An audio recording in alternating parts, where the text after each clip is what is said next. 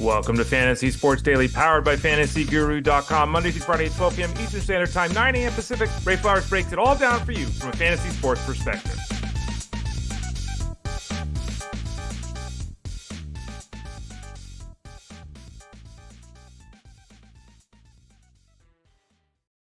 Hey there, everyone. Ray Flowers of FantasyGuru.com. How you doing today? Doing well? You have a nice weekend? I've got my... I think they call these a shirtsy. It's actually a jersey for those of you watching live on YouTube or on Facebook. It's a Giants jersey that looks like the Sharks. It's got the Sharks logo on the shoulder. It's got the Giants logo on the other shoulder. It's a Sharks one. I've got a Warriors one. They do these crossover things in the Bay Area. Do they do that where you live? So for those of you I'm not doing a very good job describing it. It's a hockey jersey that's got Giants orange and black on it, and it says Giants across the chest. Actually, it says Sharks across the chest, excuse me, because I don't even know what I'm talking about right now. So this is a giveaway at the Giants game. It's got the cream-colored, Giants. It says Giants. Well, no, it says Sharks. So do you ever have those where they do the little crossover thing? Let me know in the chat room here. You can always let me know over on at fantasyguru.com in the chat room, or the Discord room, I guess is what the kids are calling it these days. Remember here, when you're watching live on the show on YouTube or Facebook, you can ask questions, leave comments. We'll get to those at the end of the show. For those of you watching on Twitter X Live, thank you for watching there. If you're listening to us on your favorite podcast network, thank you for that as well. Pandora, Spotify, Apple Podcasts, YouTube Music, which should be able to be found. All those, just type in Fantasy Sports Daily. And then, of course, check up with the Elite Plus tab at the top of the page over at fantasyguru.com, and that takes you to this show, as well as the other shows that we have. And we got, I think, 5 or 6 of them right now, including this one, as part of the Elite Plus network, so you might want to check that out over at the site. All right, let's dive right in. What are we talking about today? A lot to talk about today. Didn't know, woke up yesterday and I was like, I think we'll talk about a couple of trades. And then boom, boom, boom, things just kept happening. So we got a bunch of trades to talk about. Chisholm to the Yankees, Winker to the Mets. Red Sox got Jansen. Phillies got Carlos Estevez in the bullpen. Jason Adam went to San Diego. The Rays and Cubs made a trade with Morel and Paredes. A little strange. We'll get into that in a second. Carson Kelly went to Texas. We just had news that we'll break down later in the show. It wasn't on the show plan because it just came out a few minutes ago. Michael Lorenzen has been traded to the Royals, if you haven't heard that one. So we'll talk about that as well. Some performance issues to discuss. Bailey Ober, Camilo Doval, Jordan Hicks, Matt Wallner, Justin Turner, Jack Suwinski, and Cooper Criswell. And also some injuries. Guys returning from injuries. Springs and Devin Williams. We'll talk about them for a second. Kodai Senga. Reynaldo Lopez and Brenton Doyle. Yeah, what happened with Brenton Doyle? Did you see it? Oh, by the way, I got news. We were talking last week late about, did Mason Miller punch something? Was it as bad as it sounded in the initial report that was then changed by Martin Gallegos? Mark Kotze, the manager of the team, came out and was interviewed and said, look, we don't lie around here. He punched the table. So Mason broke his hand out of frustration. It was what the first report was. So just as a fill in there. Okay, so let's dive right in and start the discussion here today. The Yankees picked up Jazz Chisholm, and there was a lot of excitement. And I remember I was having this discussion with somebody about Chisholm, I think it was last week, in the Discord at fantasyguru.com, and they wanted to make a trade with Chisholm. And I'm like, look, you can do it, but what if he gets traded? It's got traded to the Yankees. So, that's a rough one to go if you got rid of Chisholm last week. There were some people writing about the hope and the belief /belief that Chisholm could start the top of the order. And as we've talked about all season long, the best spot in the batting order, in any batting order anywhere in baseball, is, say it with me, leading off for the Yankees. So there was some hope there that might be the case. He hit 5th yesterday. That's fine. If he hits 5th, he's going to drive in a ton of runs. He's not really a leadoff guy. I mean, his skill set, he runs, but I think he is more of a middle of the order guy. Regardless, he's going to be right around Soto and Judge, and then they got Stanton that they hope to come back. So that could be their 2, 3, 4, 5, which is pretty dynamic. Chisholm, and this is interesting though, when Stanton comes back, things get tight. And they asked, well, where's Chisholm going to play? And what's the plan? He's like, well, when he plays the infield, so I guess he is going to play some infield. Obviously, that's the DH spot gets clogged up with Stanton when he's back. They're going to play Chisholm at third base. Okay. How many big league innings does he have at third base? 0.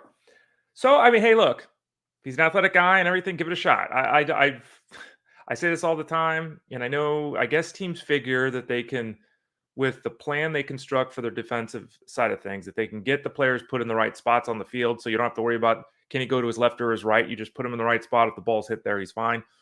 It's interesting to see that we're talking about playing him third base. So anyway, there you go. He's going to play third base, which even opens up things more depending upon your league's qualification situation. Doesn't sound like it's going to be an everyday thing, but it's going to happen. So he might actually pick up third base in addition to the outfield. Going to the Yankees, huge improvement for Chisholm. Going to that stadium in New York, huge improvement for Chisholm. The only question with Chisholm is health. Is he going to stay healthy? Because if he does, he's going to have a strong last couple of months. Unless the pressure / all that gets to him. You never know that. I would not anticipate that happening, though. So I think this is certainly a plus for Chisholm. The Nationals picked up Tyler Stewart and they sent Jesse Winker to the Mets. Jesse Winker is obviously somebody that we've talked about on the show here a lot. He's got 14 steals. That pace has slowed, but still, he's got a legitimate chance to go 15-15 this year. And I think, 3 steals coming into this season? Crazy. He's hitting 250. He's got a 375 on base percentage. He's a very solid number 2 hitter against righties. We'll see what they do with the batting order, because the Mets obviously have things. They made that switch in their batting order, and that's when the offense started to improve. So I don't know if they plan to put Winker toward the top, if they're going to more consistently hit him down 6, something like that. But he's a nice addition there. Doesn't figure to play much against lefties, though he doesn't have much success there traditionally anyway. So he's basically the same guy in a slightly better lineup, slightly worse place to hit. So it probably evens out. Let's just hope that Winker can continue to be the guy he's been to date, even though, as always discussed, the steal piece is just not something that's going to continue. Danny Jansen went to the Red Sox. The Red Sox then released Reese McGuire. So it's Wong and Jansen. Wong has been terrific this year. We've talked about him a lot here on the show. He also has seen a huge pullback of late offensively, not surprising. Jansen has struggled to find his game offensively this season. He's been a big disappointment in the fantasy space. This trade is kind of a negative for both guys, because I don't think the Red Sox added Jansen to play him once a week. You know what I mean? It's like we're probably going to be looking at a 60-40 kind of split here. Kind of guessing, but that seems fair. So Wong loses a little bit. The excitement with Jansen potentially having a strong finish is kind of muted, because I don't think he plays every day. There's always a chance, if injuries strike the Red Sox or something, the trade market doesn't go as they anticipate, that these guys spend some time at the DH spot. That's a possibility. But really, at this point, Jansen, who I have as a second catcher in a 15-team league, and I'm fine with. For those of you that are using one catchers, we're not using Jansen. Even in a 2-catcher, if it's like a 10-team league, tough with this trade to feel confident about Danny Jansen. The Phillies acquired Carlos Estevez from the Angels for George Klassen and Samuel Algaderi. Interestingly, people got really excited about this trade as if he wasn't pitching effectively for the Angels and getting tons of saves for the Angels. Like, I'm a little confused by why people got really excited about this Estevez move. I guess because the Phillies are better. I don't know. Estevez, there hasn't been, that I have seen, maybe I missed it, but I have not seen a definitive declaration from the team that Estevez is the closer with the Phillies. I haven't seen them say he's not the closer. I think it's, Jeff Hoffman has pitched actually better than Estevez. Estevez obviously has the history as the 9th inning guy, whereas, Hoffman doesn't. But Hoffman has pitched better. I think both guys will continue to be in the mix. I think both guys are strong sold options. Don't forget that we update the rankings the first of every month. So August 1st, all the players will be re-ranked at fantasyguru.com. Usually the day after that, I'm getting to the sold rankings, so we'll have an update with them at early August as well. Both Hoffman and Estevez really are strong options in solds leagues. In the saves league, they're both righties. That was kind of the thing before. Alvarado is a lefty, so there was a lefty-righty thing. Now there's 2 righties. Given the history of Estevez, I wouldn't be surprised if he ends up leading the team the rest of the way in saves. Can't count on it. And again, Hoffman has been there and pitched better than Estevez has pitched this season. But there is that history thing. Now, what happens on the other side of things? Luis Garcia got the save after the first save opportunity and converted it yesterday for the Angels. Well, Ray, what about Ben Joyce? We talked about Ben Joyce. Ben Joyce pitched the 7th and 8th innings and looked really good. But beyond that, there are a lot of rumors that Luis Garcia, who's an aging player who's pitched well this season, that Luis Garcia is going to get traded. So don't panic if you picked up Ben Joyce. Luis Garcia got the save. What the hell, Ray? Really looks like Luis Garcia is going to get traded, and that Ben Joyce probably still is the guy to look for in the ninth inning. When these situations change, you never know, as we've discussed, going back to last week, actually going back to the offseason, but going back to last week with the Angels and the likelihood of Estevez getting traded. Now that we've seen that, Estevez is with the Phillies. Ben Joyce is likely to still be the guy you want in the bullpen for the Angels the rest of the way, predicated on Luis Garcia being traded, as the reports do suggest. Now, this one is teams are basically, it seems like there's not a lot of starting pitching available because everyone needs it at the trade deadline here in a couple of days. So the relievers are where people are going. Teams are saying, look, I'm going to get my 4 2/3 innings out of my starter, and then we're bullpenning this game. We've seen it all season long. Teams are comfortable doing this. I mean, there's multiple teams doing bullpen days today, or primary reliever days. Like it's the way of the world in 2024. So the Padres said, look, we hope to get back you Darvish and Joe Musgrove. So there's our starting pitching. Let's go to the bullpen. So they added Jason Adam of the Tampa Bay Rays. Now the Rays, we'll talk about it in a second. They traded Isaac Paredes away. They might blow this thing up. They already traded Randy Arozarena. They traded Paredes. They traded Jason Adam. There are reports they might trade Pete Fairbanks. Like they're seemingly blowing this thing up, trying to continue to be successful on the fly, which is not easy to do. But Adam, who has been that handcuff for Fairbanks all season long, is no longer that guy. But he is now with the Padres. He should continue to pitch very effectively. Will he get any looks in the ninth inning? I mean, Suarez has been tremendous. So it's always possible that Adam becomes that setup lefty that does get work in the ninth inning. I'm not going to say it's a negative for Adam and his fantasy outlooks. I still think, especially in Souls leagues, he should be utilized effectively and heavily. Not a positive. I don't think it's a real negative, though, either for him. Good new move, though, for the Padres. Now, this next one's very interesting because Isaac Paredes was traded to the Cubs. Strong addition for the Cubs. The Cubs, in return, get Christopher Morel. I'm surprised if the Rays are trading away their starting third baseman in Paredes, that they brought back another guy who plays third base, because they've got Brandon Lau at second base, so Morel's not going to play second. They got a bunch of guys in the outfield. I say this because Junior Caminero is a third baseman. Why bring in Christopher Morel if you've got Caminero? It's almost like we're trading Paredes away to open up third base for Caminero, right? Well, no, we're bringing back a guy who plays third base. Christopher Morel's not a good defensive player. And maybe the Rays, with their trickery and all that, they think they can help him defensively. Maybe they think that there's a scenario where Morel's going to become their DH. I'm not quite sure. For now, obviously, Caminero's not been called up. So for now, we should expect Morel to play most days. It's a step down for the Rays offense. It's a step up for the Cubs offense because, pluses or minuses here. Paredes just gives better at bats than Morel, right? They're just better at bats. And he's more effective, more productive as well. And it becomes a very intriguing thing with Isaac Paredes because hitting in Wrigley, when that wind is blowing out, that he could be returning to that 30 home run level, because Paredes is somebody that does one thing really well. He pulls the ball in the air, right? On those days, if the wind's blowing in, he's in trouble. On the days the wind's neutral or blowing out, Wrigley's a good place to hit. So solid addition. He is somebody that if you're looking at this season, I think his star just went up a little bit. I think Morel's went down a tad. I mean, Morel's probably very similar, maybe down a tad. I think that Paredes is up a tad. But again, Caminero, how does that fit in? We'll see when he gets that call up eventually. The Rangers acquired Carson Kelly from the Tigers. The Tigers have called up a rookie here to fill in. Kelly becomes just a support piece for Jonah Heim. That's nothing exciting. And it's still an AL trade, so that doesn't do really anything for anybody. The Michael Lorenzen one is interesting because Michael Lorenzen, there's been a lot of rumors about what are the Rangers going to do. The Rangers obviously were hoping to make a run at this. Unfortunately, it's not the way the season has really played out for the team. They're 4.5 games out in the West. I mean, that's not an insurmountable number, but they are dealing with a lot of other teams for the playoffs. So they are hoping, obviously, to get back Jacob deGrom at some point here in the near future.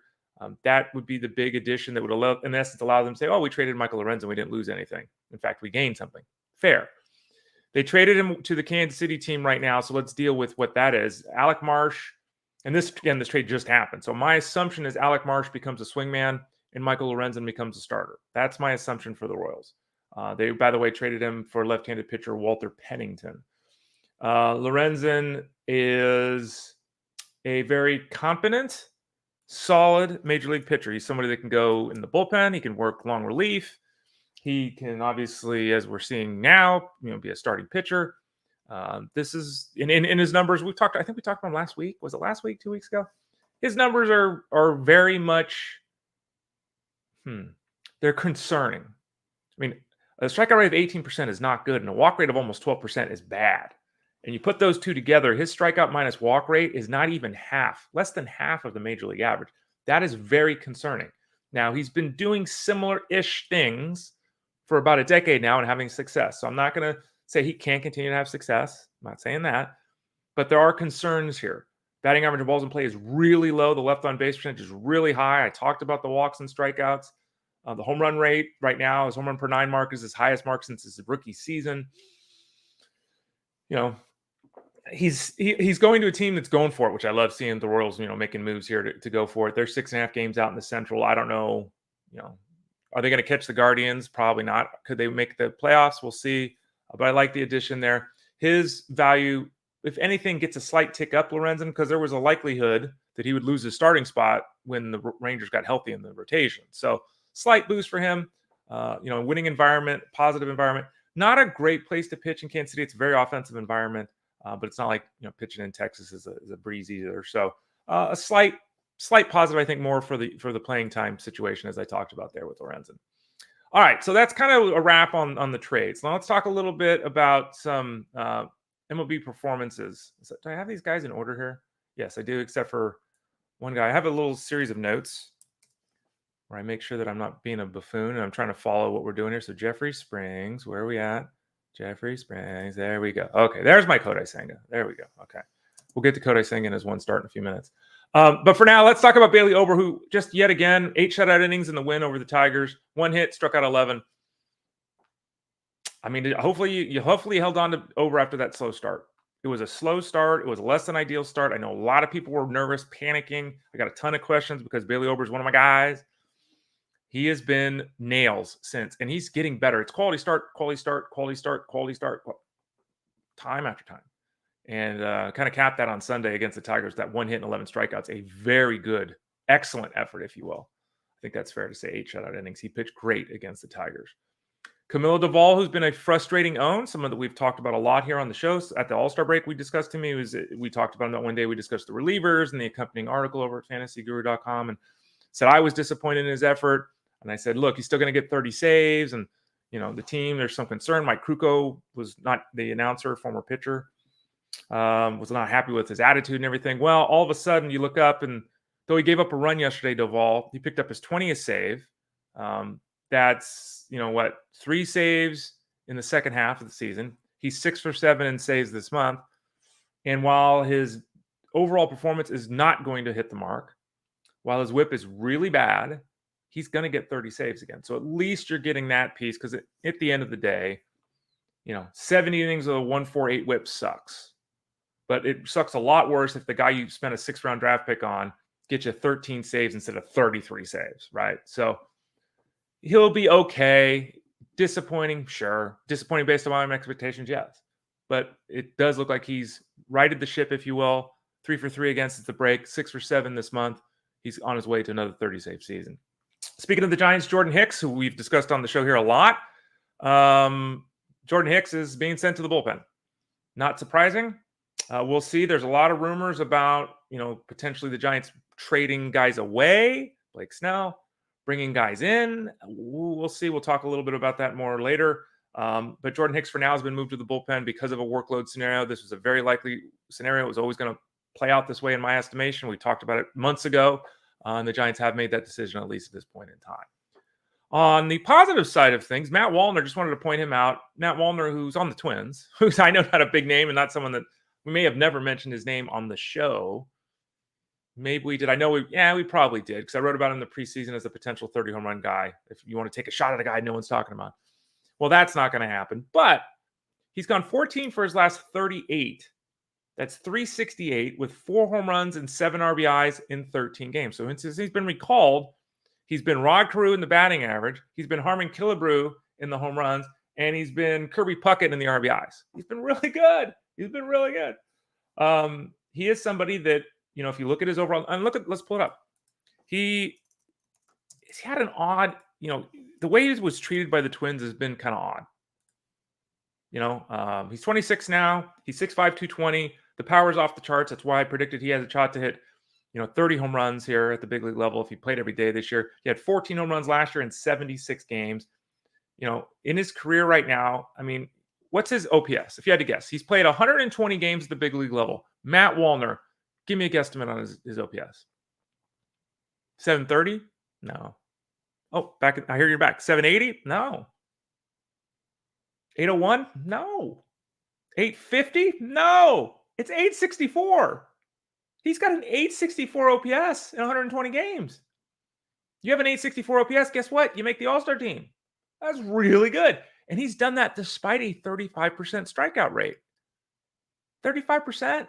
I see Doug in the Discord saying, as a hitter, Brooks Lee or Wallner. Well, what do you need? You got an infielder and outfielder.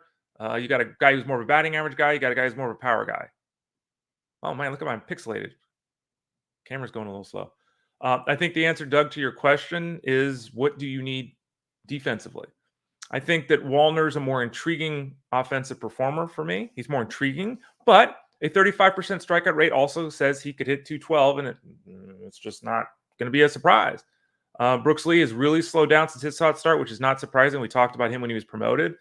A very good hitter, nice hit tool, can have a long and effective major league career, but not the power hitter that he appeared to be right off the hop. I think the answer to your question, Doug, is what do you need? So, by the way, 846 OPS, just going back to Wallner. He's hot now. Watch out for the strikeouts. He's certainly worth an addition, though, if you need some help in the outfield. I see this from Eric S. As a Giants fan, I think they should deal Snell and command a massive return. What are your thoughts? Well, the problem is, Eric, that I don't think they can get a massive return because his contract is such that he has a player option next year, if I'm not mistaken. He has a player option next year for $31 million. If he accepts that, cool. If he doesn't accept that, the team that's acquiring him in the trade could lose him completely. He'll be a free agent. So there almost has to be some kind of sign and trade or a wink or a handshake with this new team because they're not going to give up prospects and give up a big haul if they're just renting a guy for 2 months, which is a distinct possibility. And even if they say, well, we'll just have him, we'll talk him into keeping his contract next year and give up a massive haul for a guy for a year. Is Snell going to be happy after waiting all this previous offseason to get that big contract? Would he be even happy pitching on a one-year deal next year? He's looked fantastic of late. He's reminded everyone that Cy Young stuff, right? So while I think that in theory it's fine to do that, as I've talked negatively about Snell all year long, I wouldn't be against it. I just don't see financially, logistically, how they can get a huge haul for a guy that could be a free agent in 2 months. So that's the problem the Giants run into with trading Blake Snell. All right. Let's talk about Justin Turner. Justin Turner, who, is rocking and rolling for me on my corner infield spot right now on my Tout Wars team. He has been below expectations this season. No way around that. He has been incredibly streaky. He was super hot to start the year. Then he went freaking ice cold for a long period of time.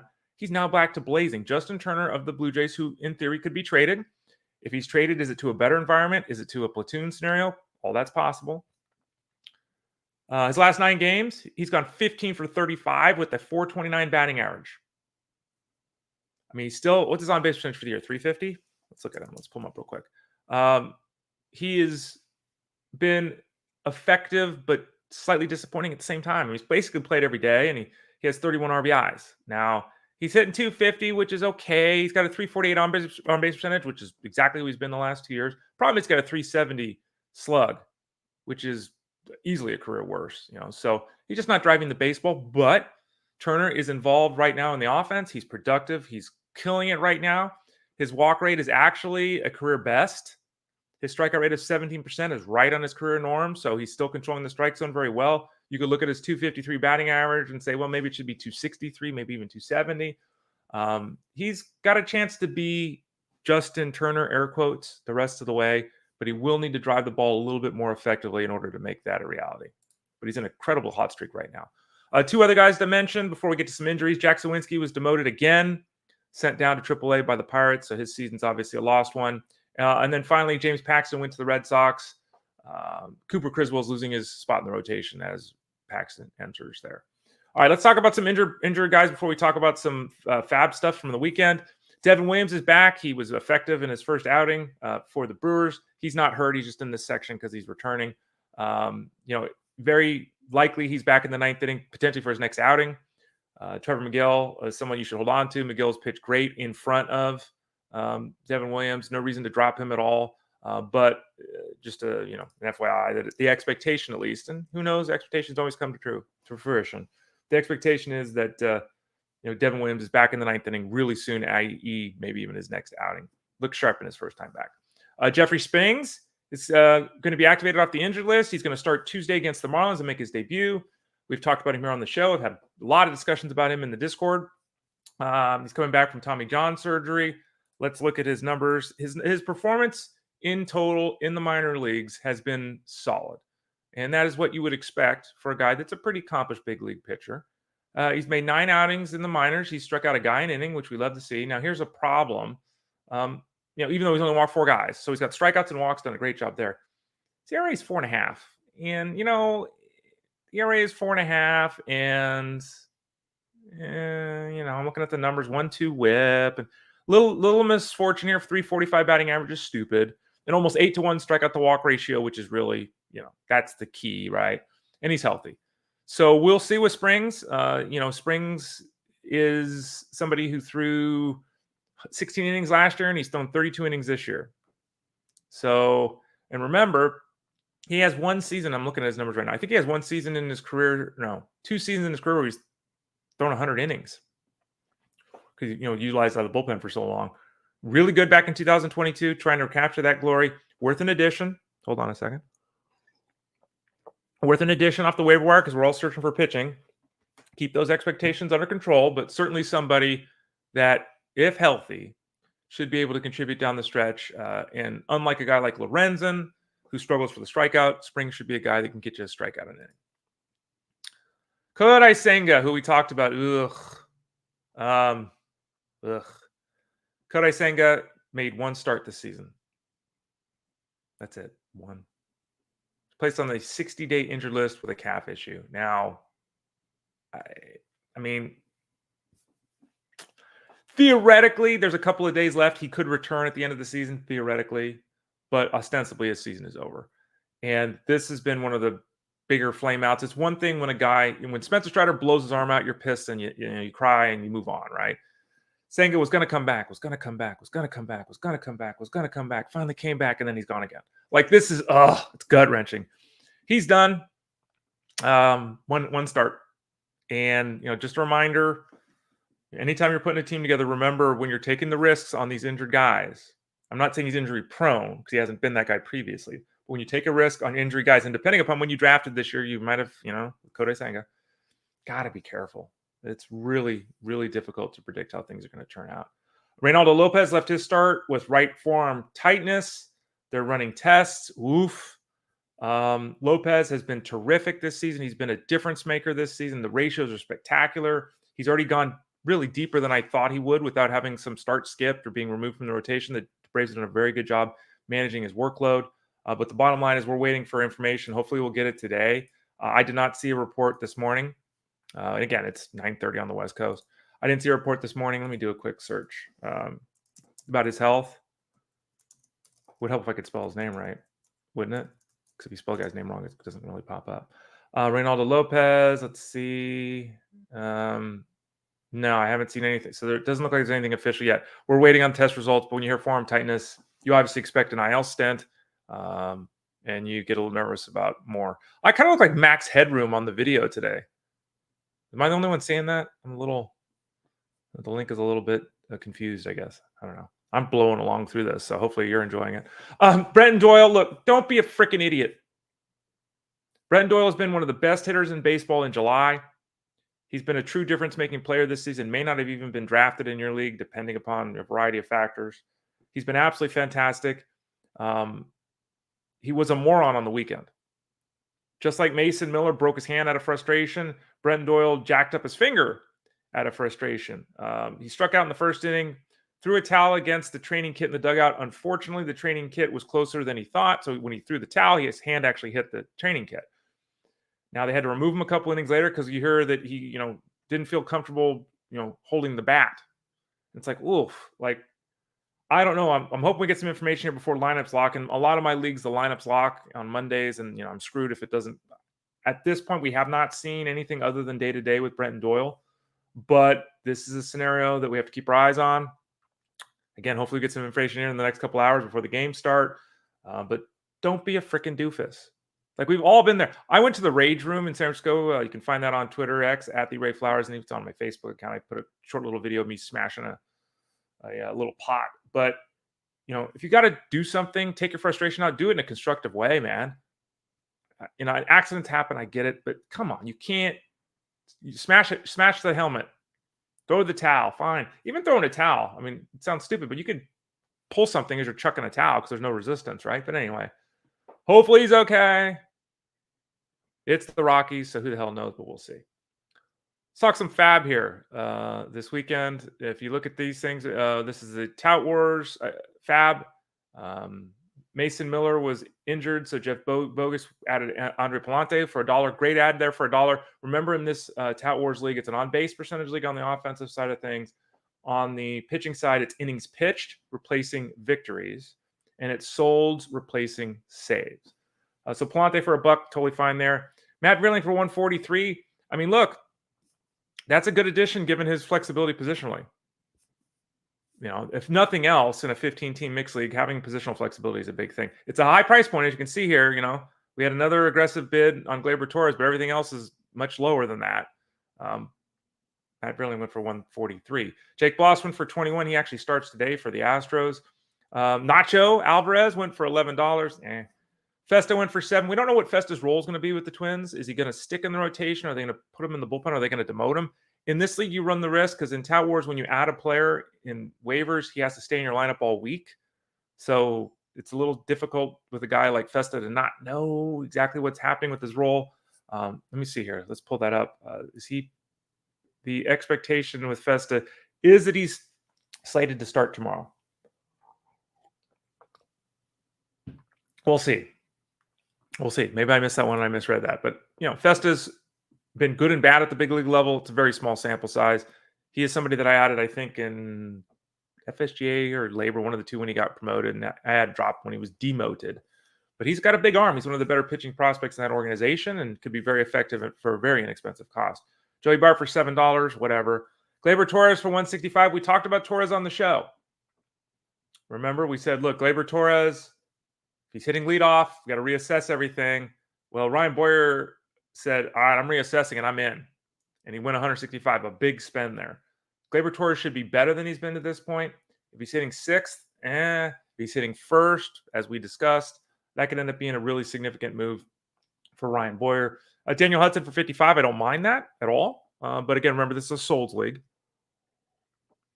It's a Souls league. So is he appreciably better than, Fernando Cruz? Yeah. But if you're trying to get Souls, just because he's now looking like the closer, because Phillips struggled again.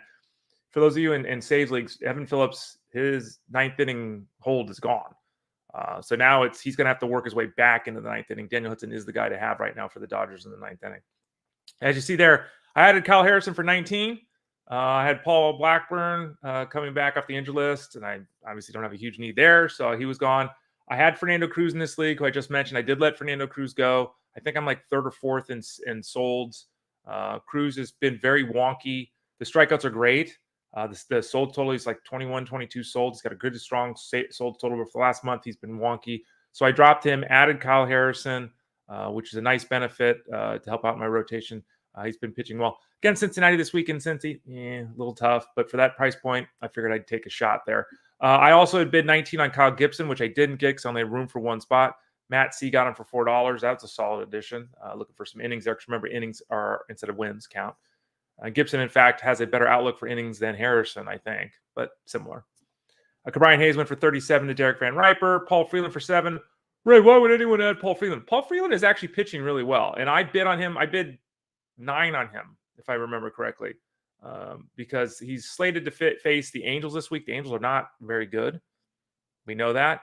If you look at the last, he got bombed last time out to Freeland, but before that, he had 5 straight quality starts before his last outing. So that is you might see that. Oh, it's a very solid addition. I bet on Freeland in multiple leagues this week to face the Angels because of the way he's been pitching of late. Again, I had 9, but I didn't get him because I got Harrison. Kyle Freeland went for 7. And then Mr. Norby for $14 for the Orioles. We'll see how that plays out with the trade market. You never know. Maybe he gets traded somewhere and he's a full-time starter. We shall see. All right, let's talk next about LABR. LABR is a 15-team mixed league. That's got $100 to spend here, so it's a little bit different than the last league, which was $1,000. Sorry, I didn't mention that, though you can see it on the screen. LABR, $100 to spend. Same rules here. If you add a player off the waiver wire in LABR, they have to go into your lineup this week. If a player was drafted and then went to the minors, totally fine to hold them.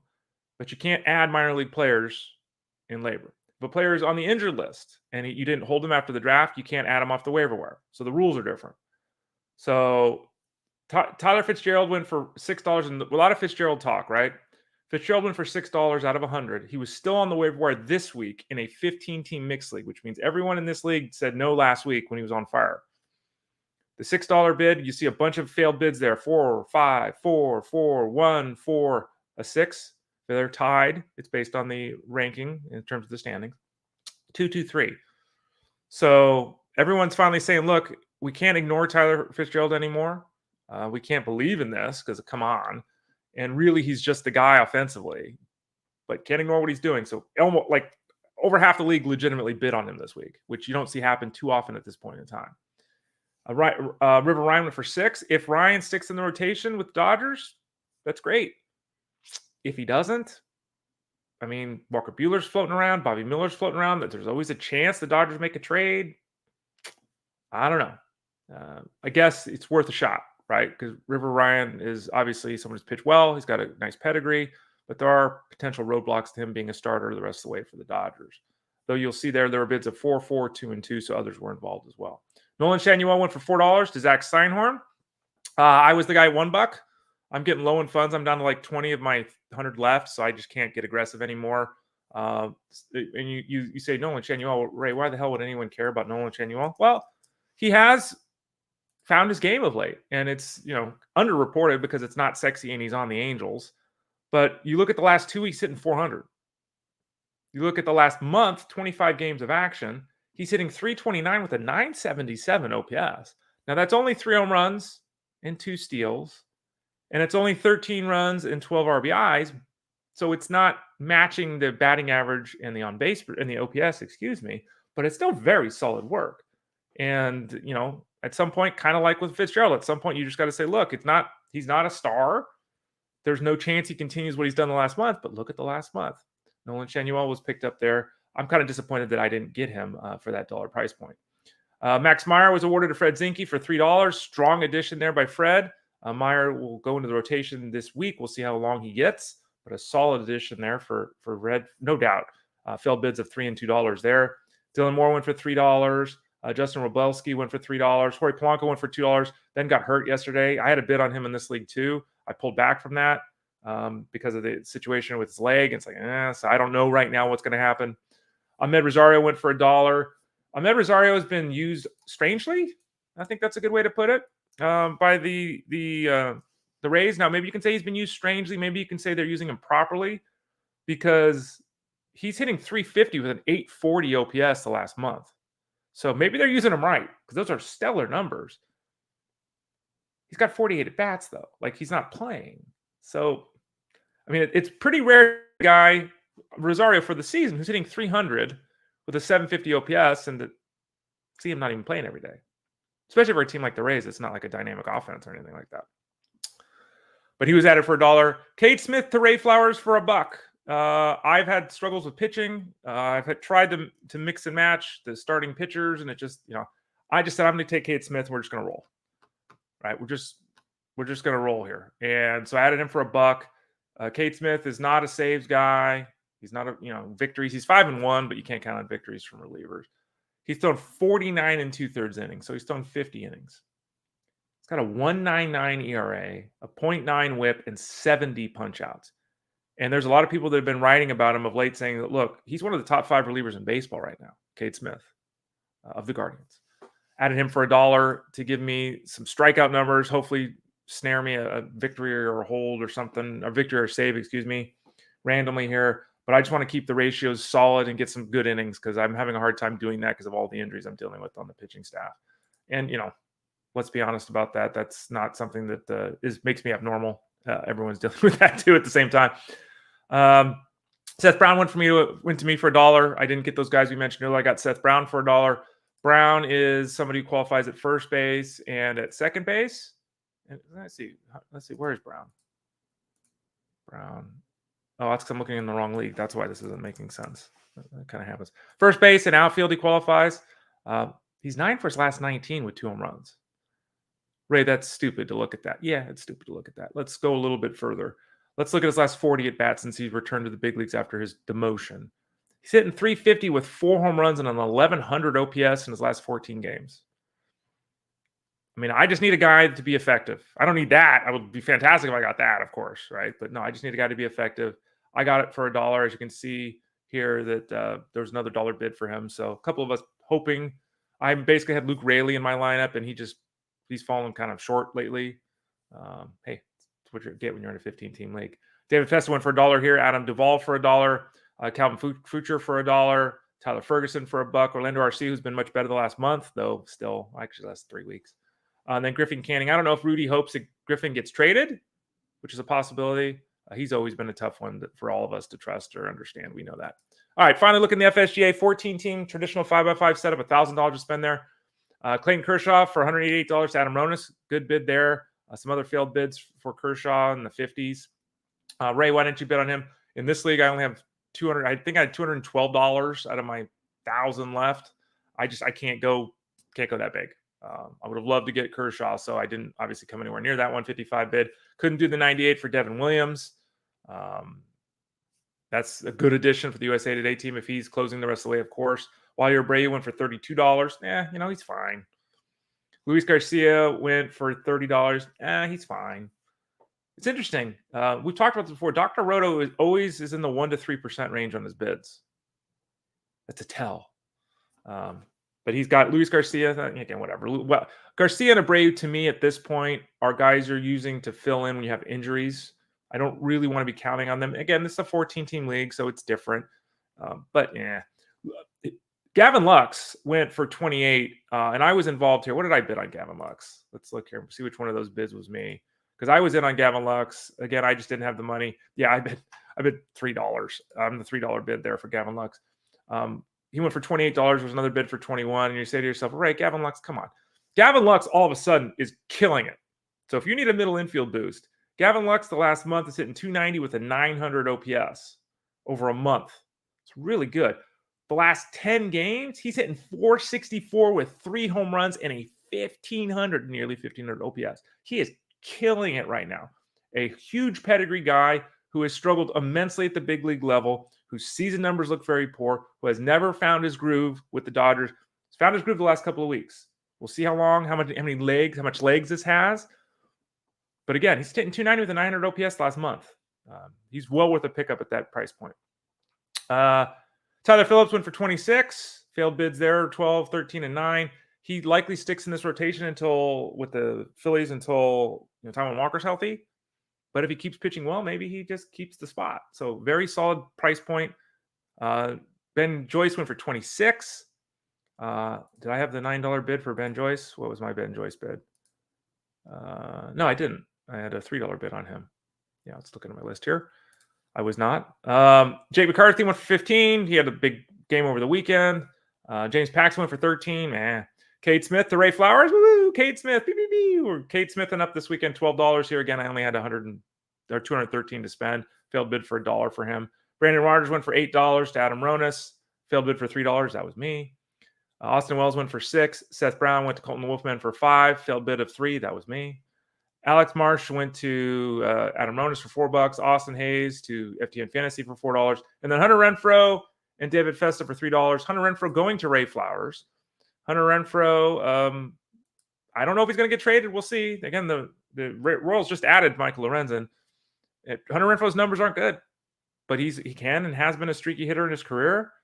His last 22 games, he's hit 296 with an 800 OPS.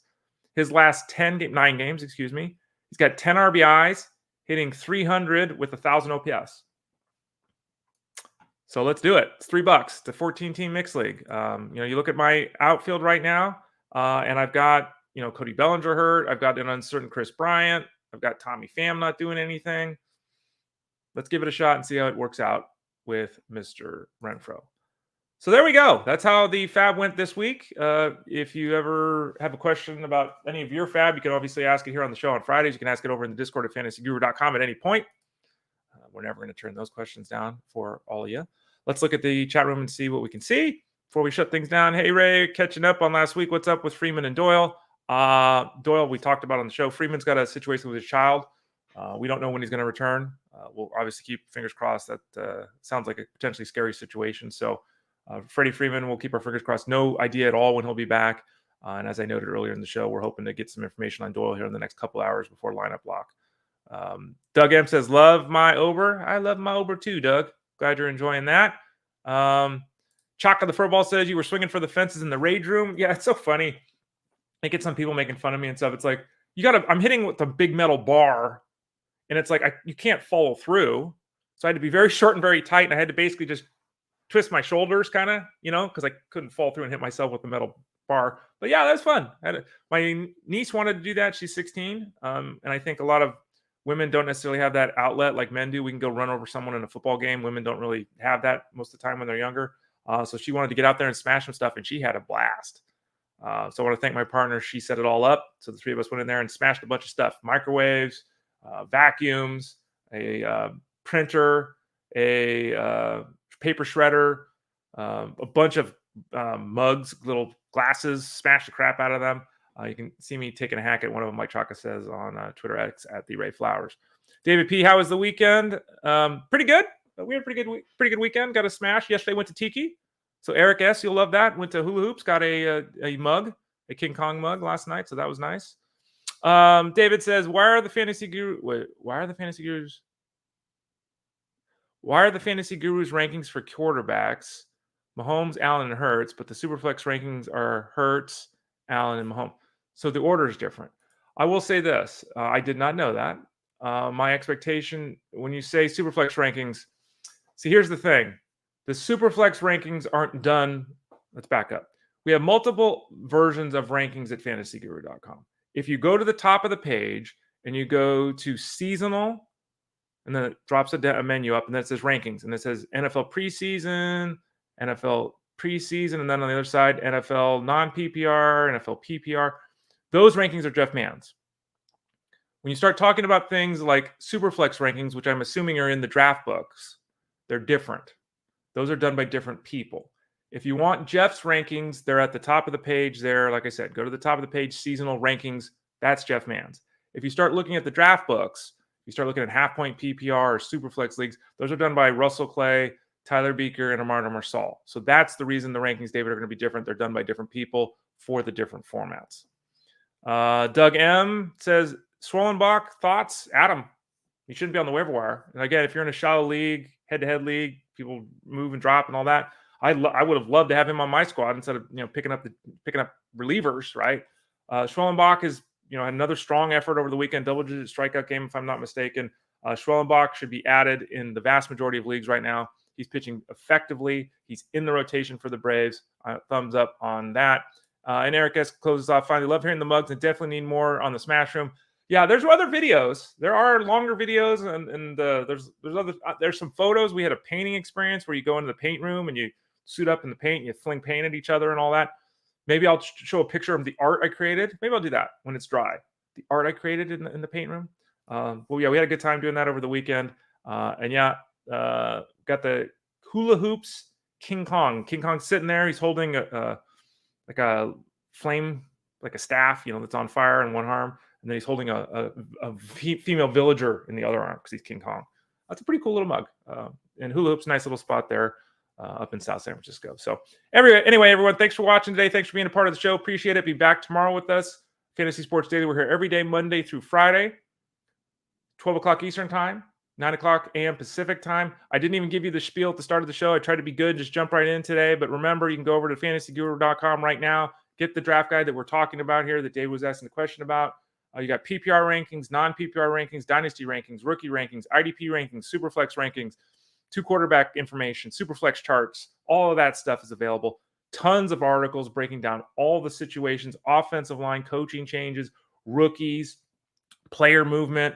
Armando Marcel is running a series of articles talking about different formats. We've got our 20 podcasts for the preseason for the football product. I'm recording my 4 this week, so they'll be available next week, or maybe later this week, actually. So we got 20 of those podcasts that are part of it. You get access to the Discord to ask all of your questions. There's a dynasty room. There's a full regular season room.